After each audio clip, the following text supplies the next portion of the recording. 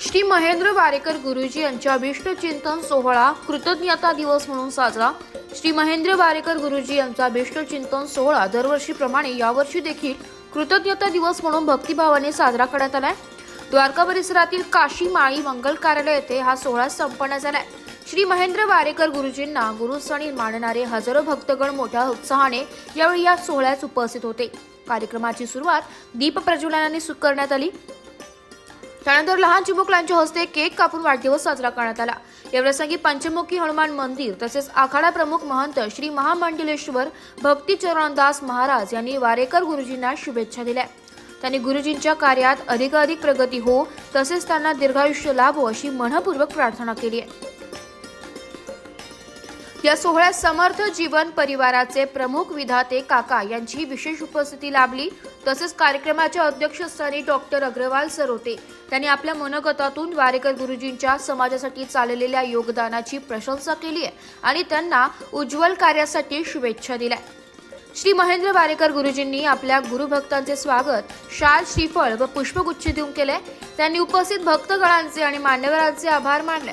कार्यक्रमात भाविकांनीही आपली मनोगत व्यक्त करत गुरुजींविषयीच्या आपल्या भावना व्यक्त केल्या। त्यांचे मार्गदर्शन आणि सेवा याबद्दल कृतज्ञता व्यक्त केली। संपूर्ण सोहळा भक्तिमय वातावरणात पार पडला आणि वारेकर गुरुजींवरील भक्तगणांचे प्रेम आणि श्रद्धा यावेळी स्पष्टपणे दिसून आली। आज समर्थ जीवन परिवार जो आम्ही एक भक्तांपासून सुरू केला आणि आज त्याचं हे मोठ्या रूपात रूपांतर झालं। आज 12 फेब्रुवारी आमचा वाढदिवस भक्तगणांनी साजरा करायचा ठरवला, पण आम्हाला वाढदिवस साजरा करण्यात रुची नसते। मग त्यांच्या आग्रहास्तव हा दिवस कृतज्ञता दिवस म्हणून आम्ही साजरा करतो।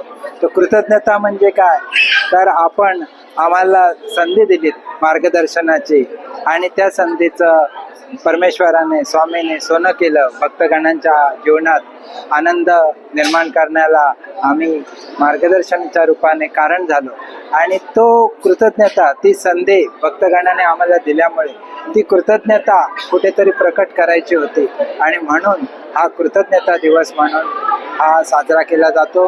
आज या सर्व सोहळ्याला खूप मोठ्या प्रमाणात भक्तगण उपस्थित होते। या भक्तगणांना सुख शांती आनंद आरोग्य ऐश्वर्य समृद्धी प्राप्त होऊ दे अशी आम्ही परमेश्वरच्या चरणी प्रार्थना करतो। तसंच या कार्यक्रमाला आमचे गुरु आणि या दिगंबर आखाड्याचे प्रमुख भक्ती चरणदास महाराज या कार्यक्रमाला उपस्थित राहतात आणि त्यांनी उपस्थिती राखली आणि या कार्यक्रमाची शोभा वाढवली, आम्हाला आशीर्वाद दिले। त्यामुळे या सर्व संत महंतांचे सगळ्यांचे आम्ही आशीर्वाद सर्वांना आम्ही शुभेच्छा देऊ इच्छितो आणि अशीच सनातन धर्माची हिंदू संस्कृतीची कार्यप्रणाली मोठ्या प्रमाणात वाढू दे आणि परमेश्वराकडे आम्ही मागणं करतो की हा भारत देश या भूतलावरती सगळ्यांचा महागुरु होऊ अशी ईश्वरचरणी प्रार्थना करून आम्ही 2 शब्द आमचे जी की कृपा आशीर्वाद से वहाँ गोदावरी के तट पर हम लोग एक साथ में एक परिवार के रूप में हम लोग की परिवार के मुखिया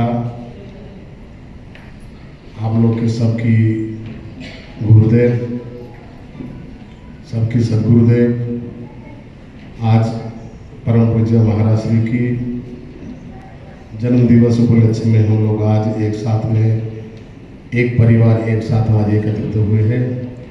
मैं मेरे तरफ से आप लोग की ओर से महाराज श्री की बहुत बहुत शुभकामनाएं बधाई देता हूँ।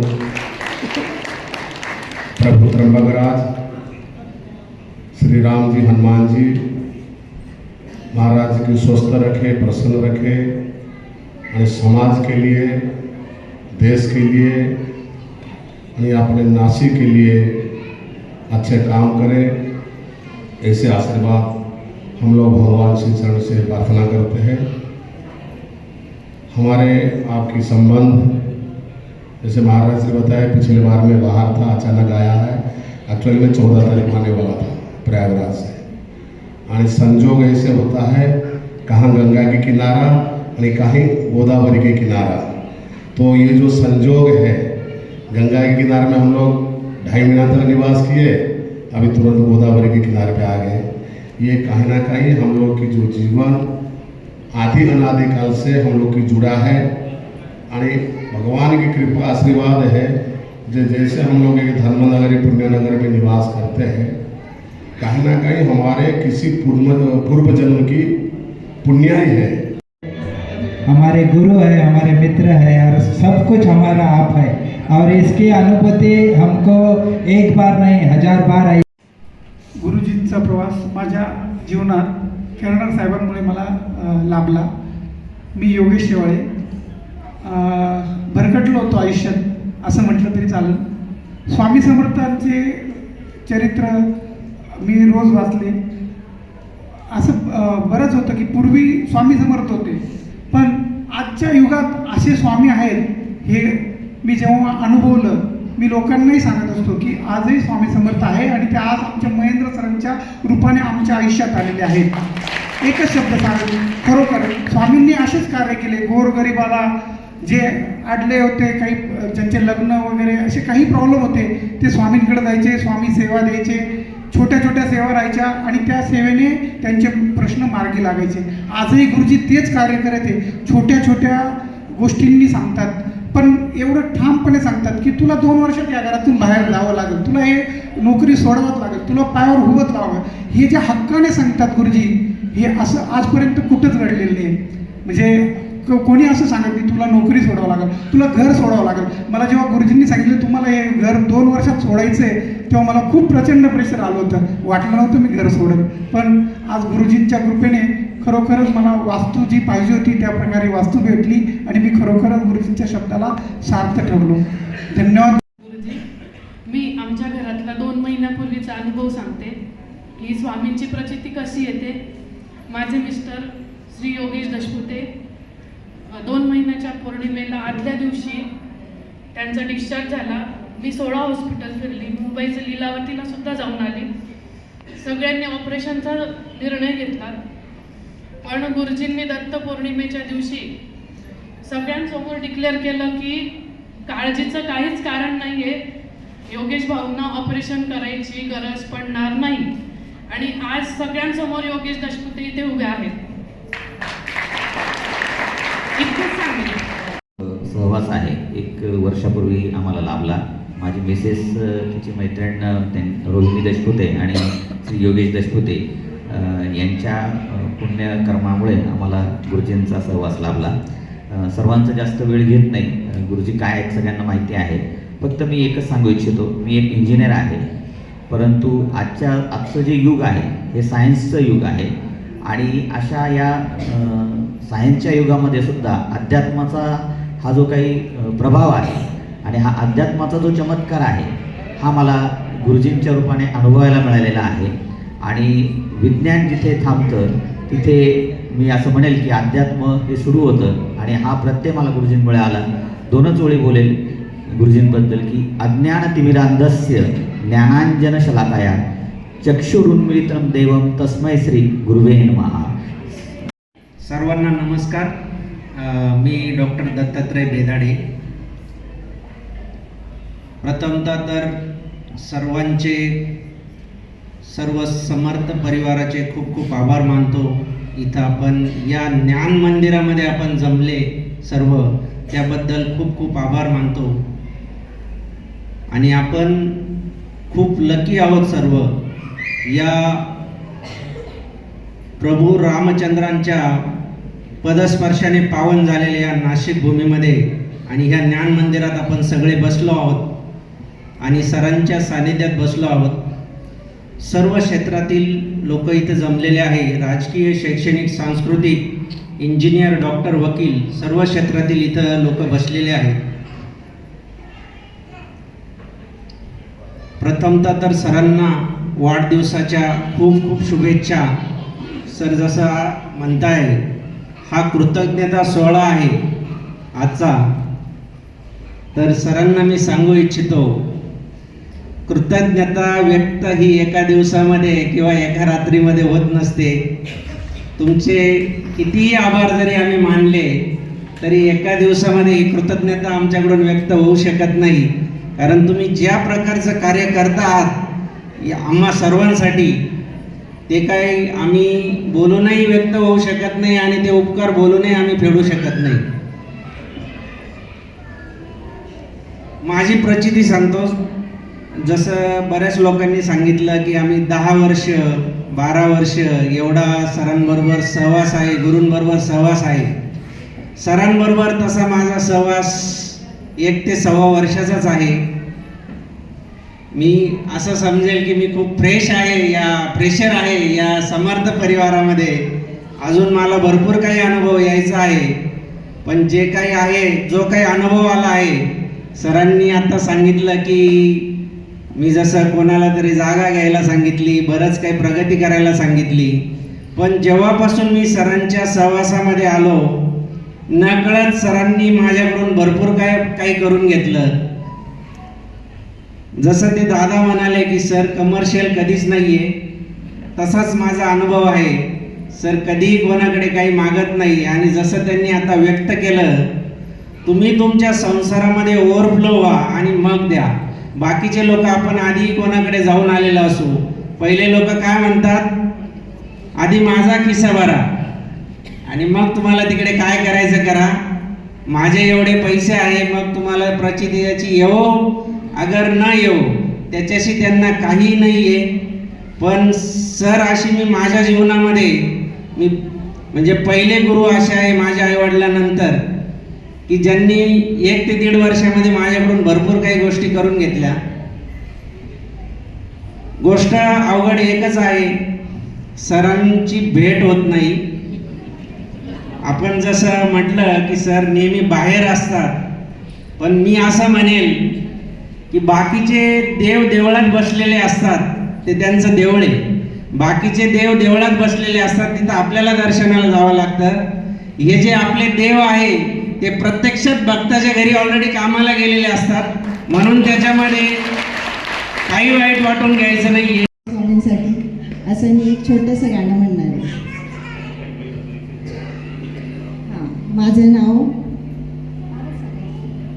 माझं नाव सौ रोहिणी लक्ष्मीकांत कोतकर.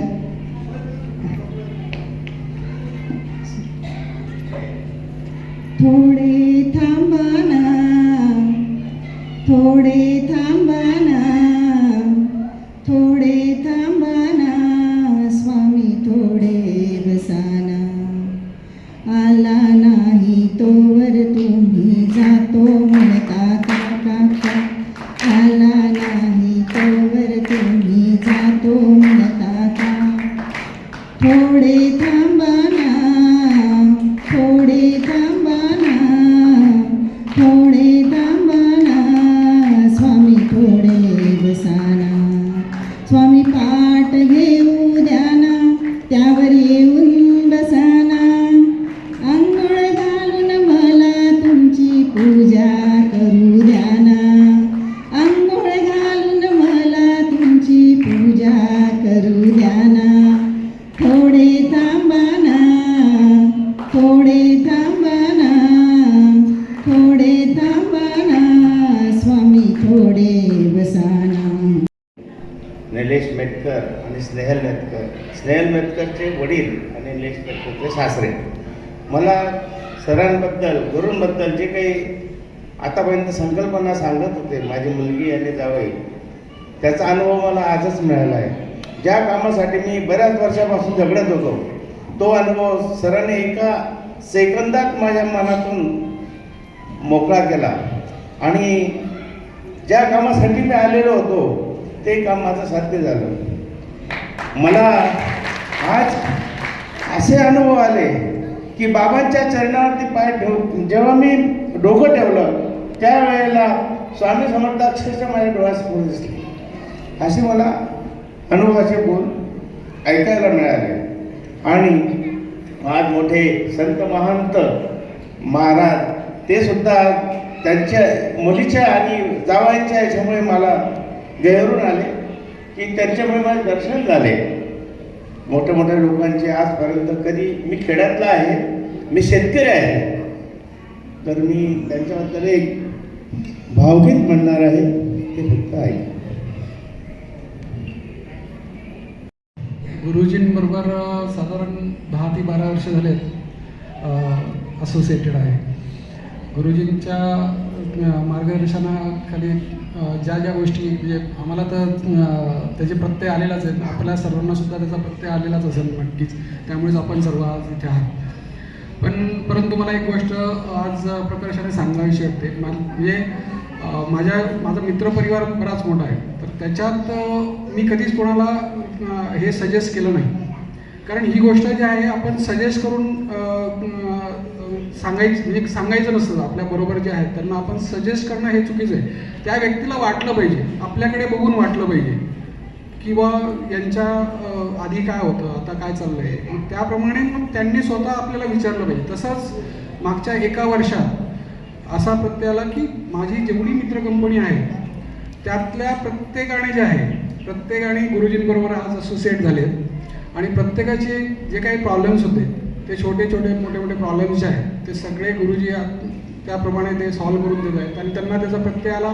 त्यामुळे ते सुद्धा जेवढं मी पूर्ण मनाने त्यांच्याबरोबर असोसिएट आहे तसंच ते सुद्धा मित्र जे आहेत आज गुरुजींच्या प्रत्येक त्यांना काही ॲक्टिव्हिटी करायची असेल तर ते गुरुजींना विचारल्याशिवाय ते आता ॲक्टिव्हिटी करत नाही. पुनर्जन्म झाला, आज ती वाढदिवसाला हजर झाली, हेच महत्त्वाचं झालं. गुरुजींनी सांगितले केसाला धक्का लागणार नाही म्हणे, कारण त्यांना लगेच फोन केला. गुरुजी लगेच घरी आले, ते तातडीने लगेच घरी आले, 1-1.5 तास बसले, त्यांनी सांत्वन केलं. तुमच्या कोणत्याही याला केसाला धक्का लागणार नाही, आज तुम्हाला डोळ्यासमोर उभी राहिली, हे गुरुजींमुळे राहिली, बाकी काही सांगू शकत नाही. वृत्तसंकलन विभाग, नाशिक लोकशाही न्यूज, नाशिक.